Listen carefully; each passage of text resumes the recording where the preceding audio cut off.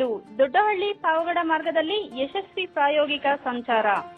ಪಾವಗಡ ತಾಲೂಕಿನ ದಶಕಗಳ ಕನಸು ನನಸಾಗುವ ಹಂತಕ್ಕೆ ತಲುಪಿದ್ದು ದೊಡ್ಡಹಳ್ಳಿ ಪಾವಗಡ ನಡುವಿನ 34 ಕಿಲೋಮೀಟರ್ ಬ್ರಾಡ್ಗೇಜ್ ರೈಲು ಮಾರ್ಗದಲ್ಲಿ ಪ್ರಾಯೋಗಿಕ ಸಂಚಾರ ಯಶಸ್ವಿಯಾಗಿ ಪೂರ್ಣಗೊಂಡಿದೆ.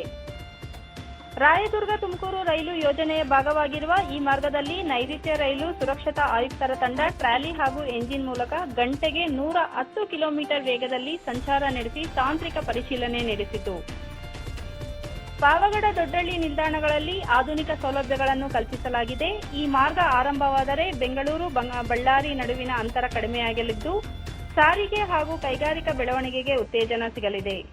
ಪ್ರಾಯೋಗಿಕ ರೈಲು ಆಗಮನದ ವೇಳೆ ಜನರು ಸಂಭ್ರಮಾಚರಣೆ ನಡೆಸಿದರು. ಅಂತಿಮ ಅನುಮತಿ ಬಳಿಕ ಶೀಘ್ರದಲ್ಲಿ ಪ್ರಯಾಣಿಕರ ರೈಲು ಸಂಚಾರ ಆರಂಭವಾಗುವ ನಿರೀಕ್ಷೆ ಇದೆ.